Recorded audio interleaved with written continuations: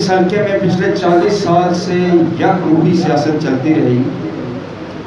चौधरी मजीद साहब यहाँ से 8 मरतबा मेंबर असम्बली मुंतखब हुए, वजीर बने, स्पीकर बने और उसके बाद वज़ारत उज़्मा तक पहुँचे। उनके हर दफ़ा इलेक्शन जीतने के पीछे बड़ी लंबी कहानियाँ रही हैं और मैं ये समझता हूँ कि उनके मद्दे मुकाबिल जो सियासी जमातें थीं, चाहे वो पहले मुस्लिम कॉन्फ्रेंस थी, उसके बाद मुस्लिम लीग नून आई, इस हल्के में उन तमाम जमातों की पॉलिसी एक ही रही। वो चौधरी अब्दुल मजीद साहब को अकोमोडेट करते रहे।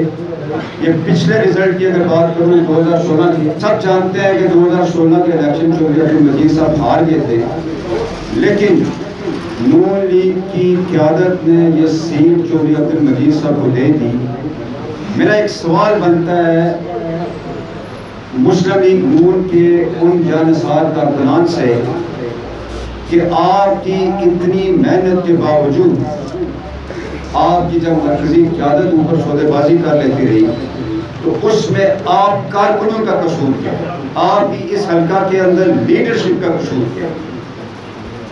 बात सच्ची ये है कि इस सौदाबाजी की वजह से ये हल्का पिछले 40 साल से एक शख्स के रहमो करम पर रहा और इस हल्के के जितने मसाइल हैं उसके ना हल होने का जिम्मेदार सिर्फ एक शख्स का, जिसका नाम चौधरी है। हमारे साथ जो तालिब साहब जो मुस्लिम लीग नून के सदर हैं हमारे साथ शामिल होने जा रहे हैं, ये इस बात की गमाजी करती है इनकी शमूलियत कि इन्हें हमारी क़यादत के ऊपर, इस हल्के की क़यादत के ऊपर, बैरिस्टर सुल्तान महमूद चौधरी साहब के ऊपर एतमाद है और वो आज पार्टी का हिस्सा हमारे बनने जा रहे हैं। मैं चौधरी साहब आपको पार्टी के अंदर खुशामदीद कहता हूँ और आपको यकीन दिलाता हूँ कि जिस तरह की आप साफ सुथरी शख्सियत हैं, इसी तरह हमारे दाएं बाएं जितना मेरे इस वक्त पार्टी के मरकजी कायदीन बैठे हुए हैं, ये सब इंतहाई आला नफीस और शराफत पर मबनी शख्सियात सारी बैठी हुई हैं। इंशाअल्लाह ताला नज़ीर आपको महसूस होगा कि इस पार्टी के अंदर बड़ा साफ सुथरा माहौल है और ये पार्टी आपको आपकी भरपूर इज़्ज़त भी इंशाअल्लाह ताला नज़ीर देगी। उसके साथ साथ हम आपके उस सियासी बसीरत से इस्तेफादा भी हासिल करेंगे जो आपकी शख्सियत का एक खासा बन चुकी है।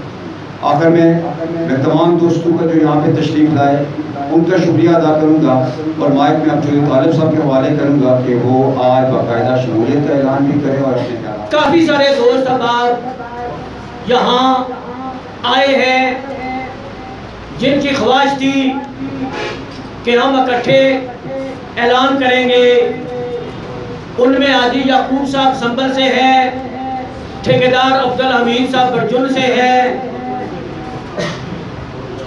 महमूद साहब है बंग से, गुलफराज है, शाहनवाज है और उसके अलावा बहुत सारे लोग हैं जो यहाँ आए हुए हैं। ये गुज़श्ता 11 साल से मैं एक जमात में था, पाकिस्तान मुस्लिम लीग में था।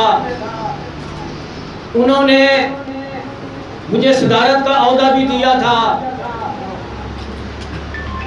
मैं कोई गिला शिकवा किए बगैर चंद एक बातें करूंगा, लेकिन सबसे पहले मैं ये कहना चाहता हूँ कि मैं मुस्लिम लीग की सदारत से मुस्तफ़ी होता हूँ और मुस्लिम लीग से इस्तीफ़ा देता हूँ। उसके बाद अगर किसी दोस्त, किसी भाई के जहन में ये बात हो कि शायद हालात ऐसे बन रहे हैं कि आगे पीटीआई की हुकूमत आने वाली है, इस वजह से मैं शामिल हुआ हूँ, ये हरगिज़ नहीं है।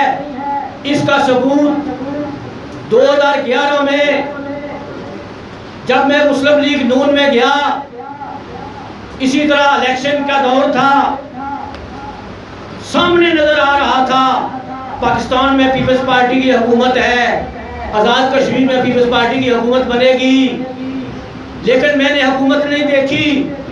मैंने ये नहीं देखा कि कौन सी हुकूमत आएगी। मैंने मुस्लिम लीग नून ज्वाइन की। ज्वाइन करने की वजूहत थी सबसे पहली वजह तो ये थी कि यहाँ से उस वक्त के हिसाब से 30 साल से मुसलसल एक आध बार को छोड़कर चौधरी मजीद साहब इलेक्शन जीत रहे थे। उसके बाद वो वज़ारत-ए-उज़्मा के प्लेटफार्म तक पहुंचे। उन्होंने बेशुमार हल्के में काम किए होंगे, बेशुमार लोगों के मसाइल हल किए होंगे, लेकिन मेरे नुक्ता नजर से इस हमारे हल्के में कोई ऐसा प्रोजेक्ट नहीं दिया जिससे गरीब लोग, आम लोग मुस्तफीद हो सकें।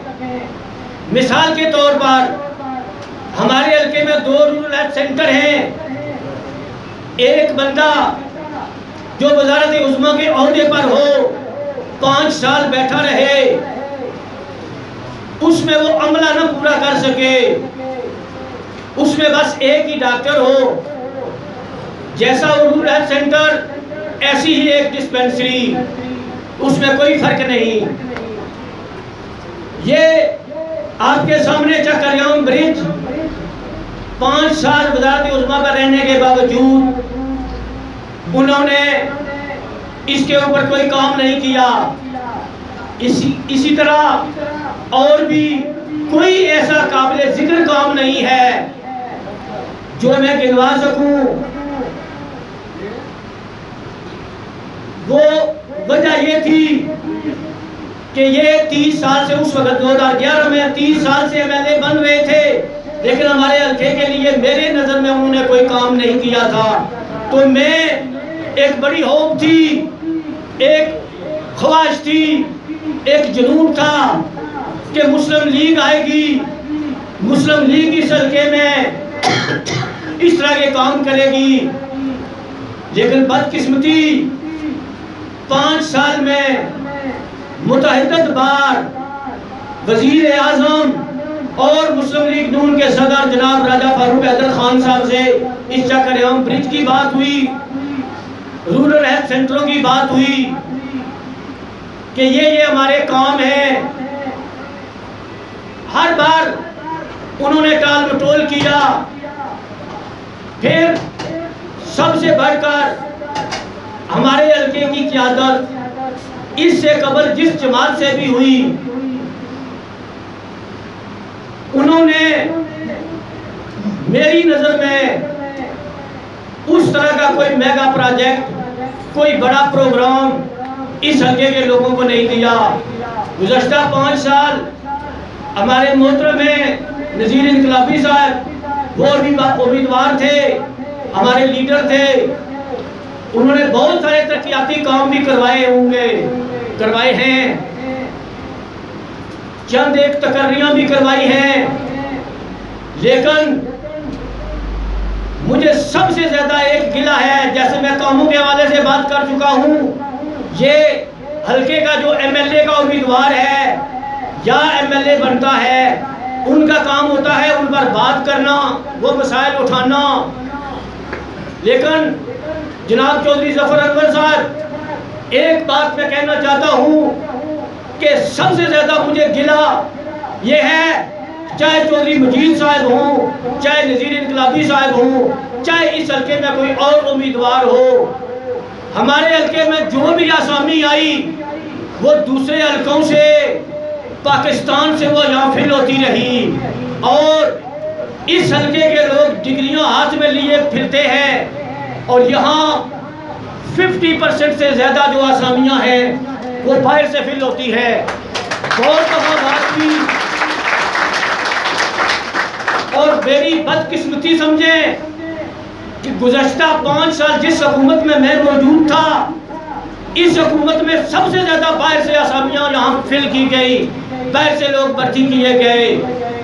इसलिए इलेक्शन जीते या हारे, इन लोगों के हकूक़ का ख्याल रखें।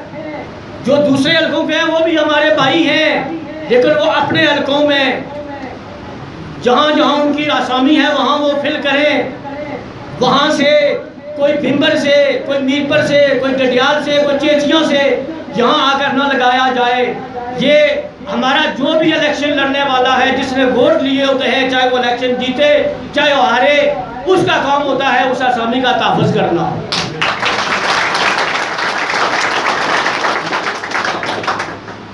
तो आइंदा हमारी तवक्कुआत है पीटीआई से, ज़फ़र अनवर साहब से, और यहाँ मैं अगर जिक्र न करूं हमारी एक हर दिल अजीज शख्सियत, बल्कि पूरे आज़ाद कश्मीर और मैक्सिमम पाकिस्तान के इलाकों में भी जानने वाले नंबरदार नियाज मरहूम, अगर आज वो जिंदा होते तो वो बहुत खुश होते। जब 2006 में मैं PML में गया था तो उस वक्त उन्हीं की वजह से मैं गया था। आज हमारी बदनसीबी, बदकिस्मती है कि वो हम में मौजूद नहीं है, लेकिन उनके बेटे इब्रार नियाज, उनके दूसरे भाई बेटे और भांजे अमजद, ये उनके मिशन को जारी रखे हुए हैं, अपने इलाके के लोगों के मसाइल का भी ध्यान रखते हैं, ज़फ़र अनवर साहब के साथ शाना बिशाना खड़े हैं। और उनकी, मैं तो ये समझता हूँ कि उनकी कोई पार्टी नहीं है, वो तो बैरिस्टर सुल्तान उनकी पार्टी है। शुरू से लेकर आज तक एक जगह वो डटे हुए हैं। ऐसे लोग बहुत कम होते हैं जो एक जगह डटे रहते हैं।